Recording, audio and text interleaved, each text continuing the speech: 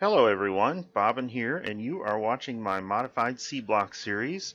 You're watching episode 20, and this is sort of a milestone episode. A lot of new content has opened up because in between episodes I finished red circuits, and as we can see here I've got like 345 of them in my inventory. Not only did I finish red circuits, I have a production line set up for them that is producing a lot of them. So let's see what we've got going on here. I am going to talk about the red circuits and what I had to do to finish it up. It wasn't very much, basically just resin and setting up machines for it. The other thing I want to talk about, I'm going to talk about first though, and that is what's going to happen for blue research. There are two things I'm going to have to be able to do my blue research. One of them is I'm going to have to create new science labs. And let me see if I can find that in here because I don't remember the name of it. It is the Full Spectrum Atomics Lab, and it requires a Spectrum Lab construction core and lab optics and analyzers as components that go into making the laboratory itself. Such a mouthful. The issue that I'm going to have is that the lab construction core requires a material that I haven't made yet, and that is cobalt steel. So I'm going to have to set up, and I'm not going to do it in this episode, but probably between episodes, I'm going to go ahead and set up a production system for cobalt steel. Cobalt steel isn't used for very many things. It's not going to go on the bus. I'm just going to set up a production facility of it and keep some of it in a box up there, and that will be that. I think it's as simple as just melting together steel and cobalt. But I don't have cobalt right now. I'm going to have to set up sorting for bobmonium to do that, specifically washing and then sorting. Okay, the other piece that I'm missing is something called, well, this one's missing a thing called a femto laser array. And if we look at what goes into that, that needs a material I don't have available right now called chemical laser flash fuel. And chemical laser flash fuel requires steel plate, naphtha, and methanol gas. Steel plate is not a problem at all. Methanol gas is kind of inconvenient, but it's not a problem. Naphtha is the problem. If we look at where that comes from, there are a variety of ways of making it. One would be coal liquefaction, but there's no coal in this game. One would be advanced light oil refining that uses oil. We don't have this tech. One of them would be catalytic synthesis of naphtha, and this is probably the way that I would prefer to make it over the long run. It requires synthesis gas and carbon monoxide and a catalyst that uses iron and copper. That would actually be a nice way to do it. The problem is this is a blue tech and we don't have it yet, so we can't do that. Then of course there's another advanced heavy oil refining. That's mostly aimed at making mineral oil, so we wouldn't want that. The other way to do it here is the regular oil refining. It takes crude oil and it produces oil residuals, base mineral oil, fuel oil, and naphtha. And the problem with this, of course, is that you've got to produce oil somehow. There is a way to produce it. Obviously, crude oil itself comes from refining multi-phase oil, which in Angels would be the oil that's pumped out of the ground. We don't have any to pump out of the ground here, but there's a recipe for making it. The recipe for making it uses blue cellulose fiber and steam, and it produces multi-phase oil, sulfuric wastewater, and carbon dioxide as output. Blue cellulose fiber, in turn, comes from blue algae, which comes from an algae farm, and uses sulfuric wastewater as the input and carbon dioxide. Now, sulfuric wastewater is a little bit of a problem when it comes to making things in quantity, because although I have a lot of it, it's always done as the byproduct of another process, and I happen to like recycling it, so I don't have any of it on hand, so I have to set up some process to generate it. Now, it turns out there is a blue tech, which we can't use right now, called sulfur air scrubbing, that will, it's actually, the recipe is sulfur air scrubbing, the tech itself is sulfur processing 3. This will let you pull sulfuric wastewater directly out of the air. That's pretty convenient. It's a bit slow. It takes 10 seconds to produce 20 sulfuric wastewater. When you clean the filter afterwards, you get some acid gas that you can also use to produce more sulfur. Not necessarily wastewater directly, but it's another source of sulfur. So that is an option, but it's not an option right now. Right now, we're having to produce sulfuric wastewater for metals production. And so what I've done here is I have set up an elaborate setup, and I'll go through what it does and describe how I'm doing the process, and then you will be able to see the results over here on the screen because I've got them printed out on the ground using text plates, but I will then go through those results and summarize them a little better. The first input to the process is sulfuric acid. So I have sulfur coming in here, and it's getting oxidized into sulfur dioxide, and it's coming down and making sulfuric acid with some purified water. This is the same process we've been using for sulfuric acid all this time. The main distinction is I'm getting my oxygen, instead of bringing it off the bus where it's coming from slag production. At this point I didn't want to do that, so I just set up an air system here to produce oxygen. Okay, that is coming down, and I brought in a bunch of geodes, and this is set up to slurry cyan geodes, and it produces crystal slurry. This is part of the geode processing, and I'm going to have to do it on a larger scale pretty soon because it's more efficient than slag. I haven't done it yet because I don't need the materials yet. In any case, this is going to produce crystal slurry, which is going to run into a filter where it's going to be combined with mineralized water to produce, this is our mineral sludge. And the mineral sludge comes out, and it's just getting crystallized. I told it to make jivalite. I could have picked any ore I wanted. I just decided to go with the jivalite. So the sulfuric wastewater then is what we really wanted, and it's getting pumped out of here, and it's going into an algae farm. There is a tank over here to buffer a small amount of it.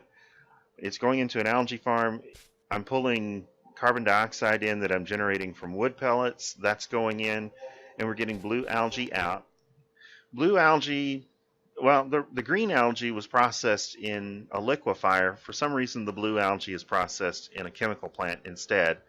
We get our blue algae in and our blue cellulose fiber out.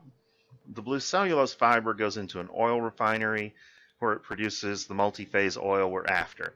It also produces sulfuric wastewater and carbon dioxide. Those are cycled back into the system to keep going and processing and producing more algae, and we'll talk about why in a bit. That did require steam for input, but it produces multi-phase oil as output, and I've used all of it up at the moment. That is then going down into an oil and gas separator where we get, let's see, we're getting raw gas, crude oil, and more sulfuric wastewater. The sulfuric wastewater is immediately going back into the process again, whereas the natural gas is coming over here. And I did go ahead and separate it. This is a gas refinery, and it can separate raw gas into acid gas and natural gas liquids. The natural gas liquids are the desirable product over here, and the acid gas is a waste product. There'll be a little talk about that, not a lot. The oil's coming into an oil refinery. It's being made into base mineral oil, which I have tons of and don't need. I've destroyed tanks full of it, of this size, maybe 3 or 4 times now. Fuel oil, which I can use, but I have plenty of. And the naphtha that I want for my flash fuel. So this is the product I want, this pink liquid. Okay, it also produced some oil residuals. This is a product that is useful later on. For the moment, I can't do anything with it. It'll just sit in a box. Alright, so what did I put into this system and what did I get out?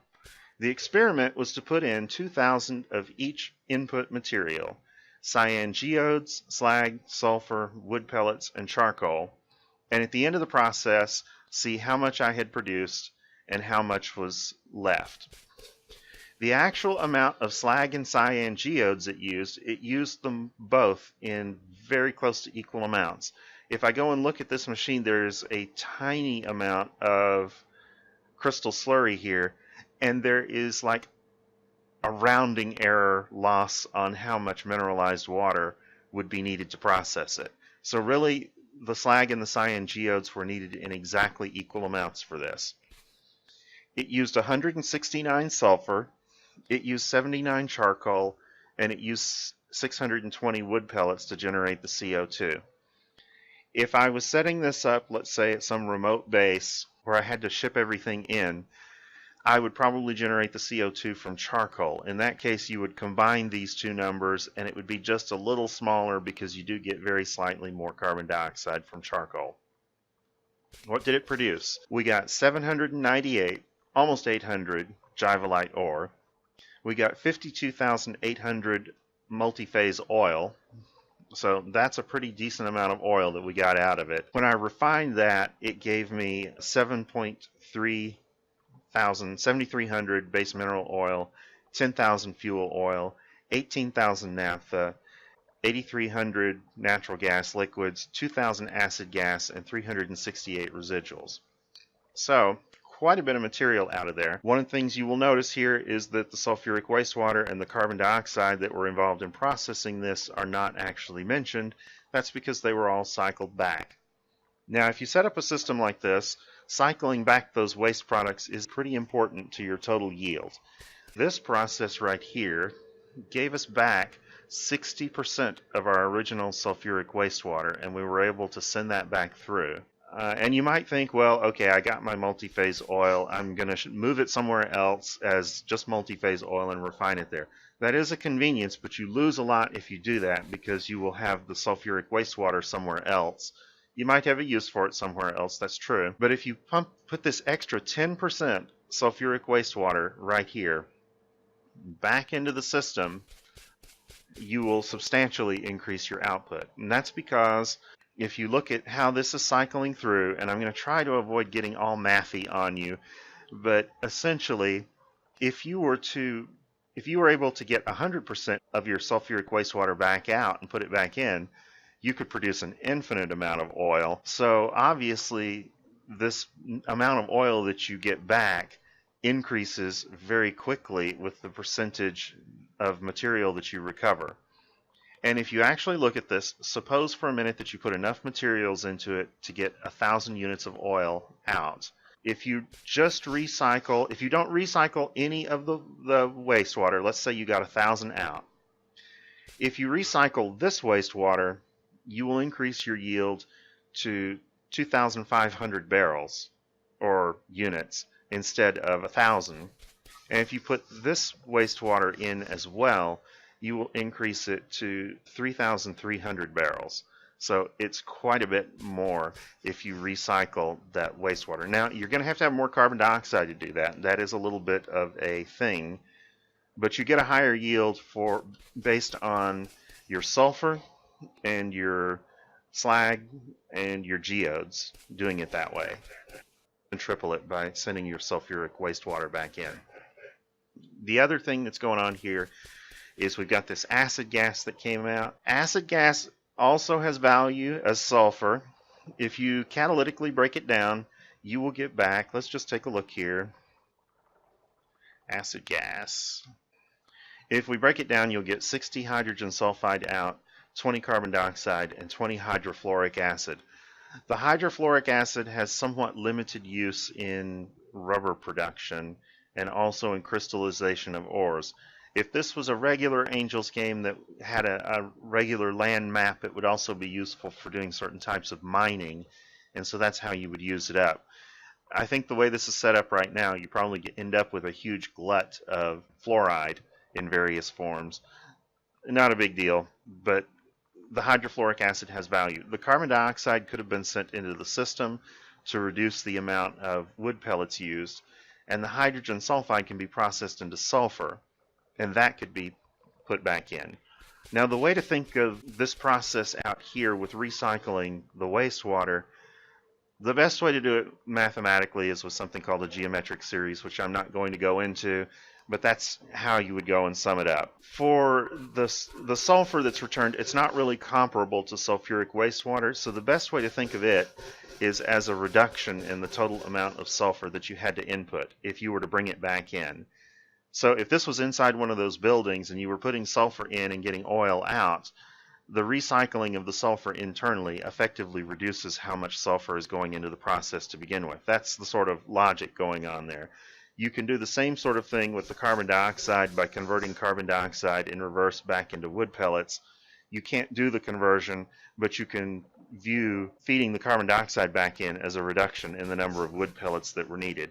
I didn't do the wood pellet computation. For the sulfur, it turns out that the amount of acid gas that's in that tank would have made 60 sulfur if you broke it down.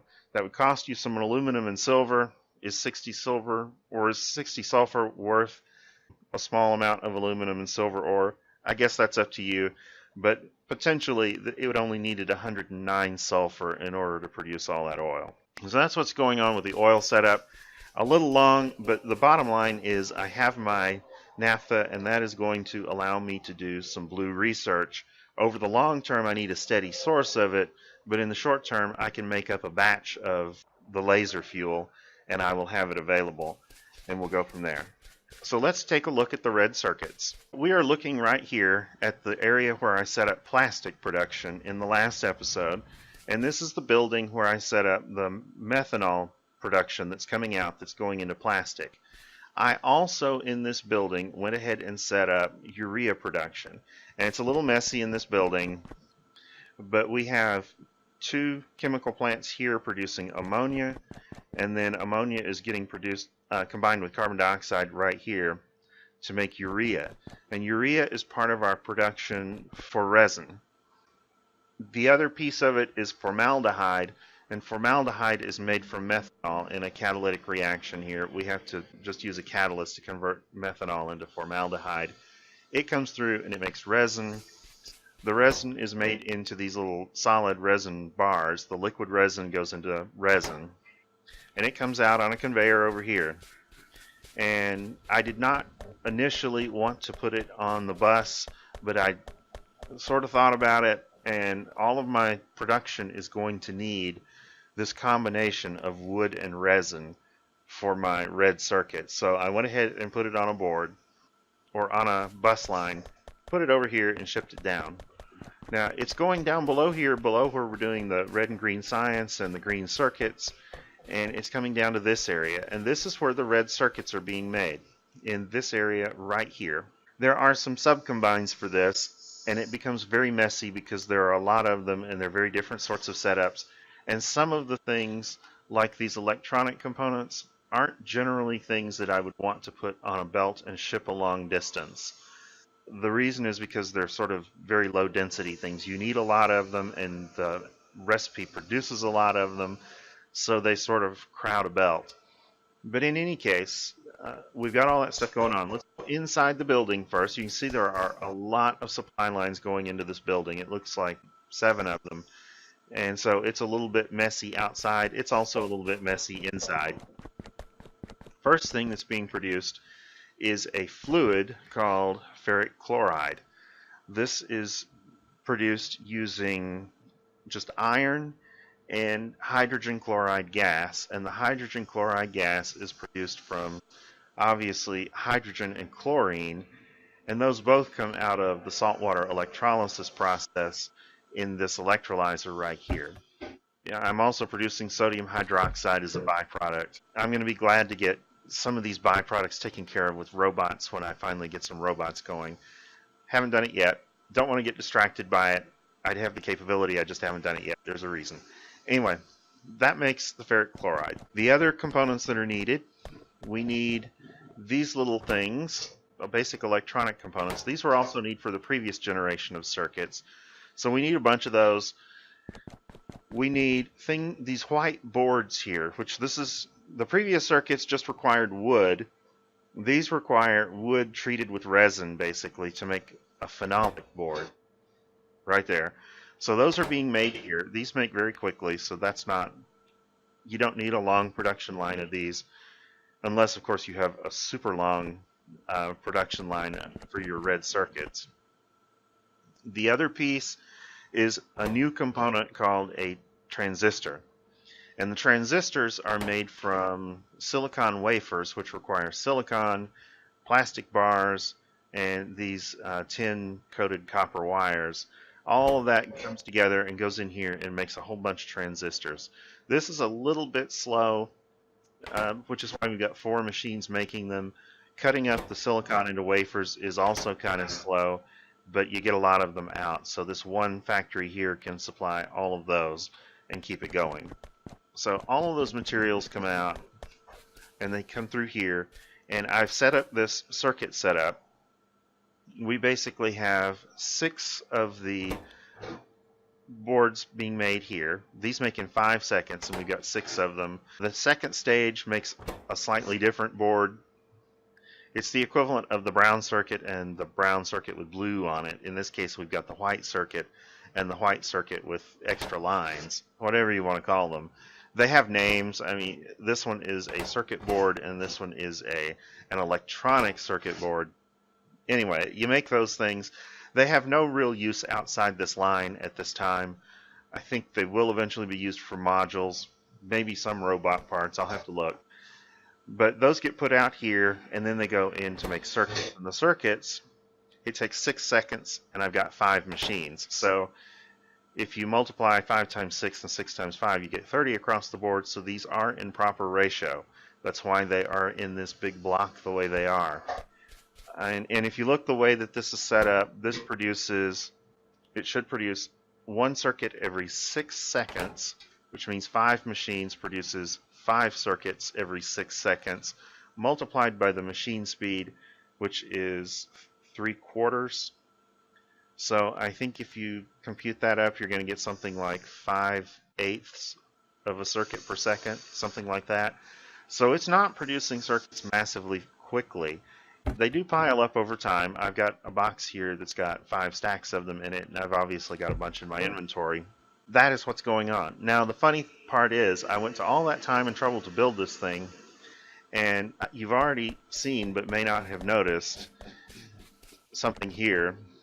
This red building is the electronics assembling machine 2, and it will produce all of the items that are being produced by these machines. But it does it 3 times as quickly because it has a 3 times higher crafting speed.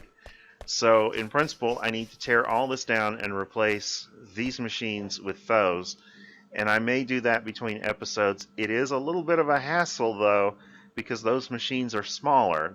They're not just drop-in replacements, and so that means that the whole block needs to be shrunk a little bit, and I still have to make sure that all the inserters reach. Some of the inserters might have to be upgraded to fast inserters. So it's a little complicated and I haven't done it yet, but clearly I can produce circuits 3 times faster with this same block. Now it does use a sort of flow-through design here, where if I were to take and cut it off at a certain point, which does not include this curve right here, but if I were to cut it off at that point, I could take and copy this whole design and just plop another one down on the end over here, and the materials would all just sort of flow through, except for this stuff, which I would have to route a little differently. But mostly it would just flow through, and I could double my circuit production pretty simply. That's the same sort of design principle that went into all of this other circuit processing and stuff. Some of this stuff has been duplicated at this point, just to expand the capability. This is really all the factory type production I've got going on, other than just preparing materials. So really I don't have much of a base here yet, but we are going to be looking at a lot of that stuff because I've got to start getting electric engines made for robots, and I'm going to have to do some of the other components, and I want to make robots themselves, and I need to start doing some of the subcomponents for Blue Science. So there is going to be more going on. It's just not going on yet, but once that starts to happen, we'll start to see more movement on these materials lines. I haven't done geode processing yet. I think I may have mentioned it earlier. I just haven't had the need for the materials, but once I start doing Blue Science, I'm probably going to start having resource shortages, and then I will be addressing them as they come up. So between episodes, I am going to set up hydro refining for bobmonium. Right now we are doing bobmonium just through normal sorting, and it's producing tin and silicon. I want to change it to use the hydro refining.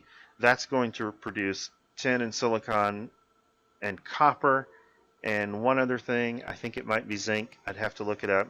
It's not worth knowing.